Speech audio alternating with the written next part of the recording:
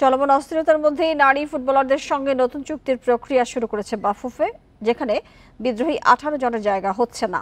বাফুফে ভবনে এসেও নারী দলের সংকট নিয়ে আনুষ্ঠানিকভাবে কোনো মন্তব্য করেনি সভাপতি তাবিথ আউয়াল। এদিকে আসন্ন আরব আমিরাত সফরের জন্য বিকল্প দল তৈরি করেছেন কোচ পিটার বাটলার।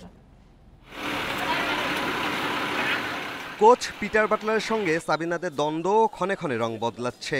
রোববার ধারণা পাওয়া গেছে কোন পথে হাঁটছে বাফুফে। সভাপতির কথাও শোনেননি সাবিনা ঋতুরা, যোগ দেননি অনুশীলনে। এই ঘটনার পর এখন বাটলারের পাল্লা ভারী। অক্টোবরে শেষ হয়েছে নারী ফুটবলারদের চুক্তি। সভাপতি তাবিথ আওয়ালের নির্দেশনায় রোববার থেকে শুরু হয়েছে নতুন চুক্তির প্রক্রিয়া।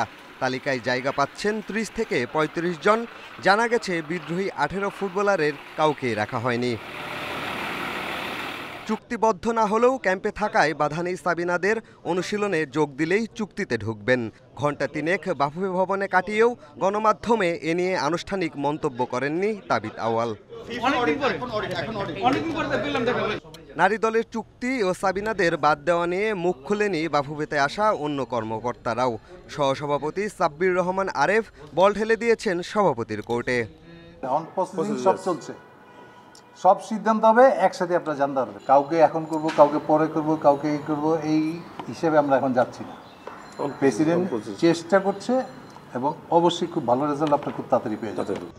নারী ফুটবলের সংকট নিয়ে বাফুফে আনুষ্ঠানিকভাবে কিছু না জানানোই পরিস্থিতি আরও ঘোলাটে হচ্ছে। জানা গেছে আরব আমিরাত সফরের জন্য যে স্কোয়াড তৈরি করা হয়েছে সেখানে রাখা হয়নি বিদ্রোহী ফুটবলারদের। পিয়াস সাহা, ইন্ডিপেন্ডেন্ট নিউজ, ঢাকা।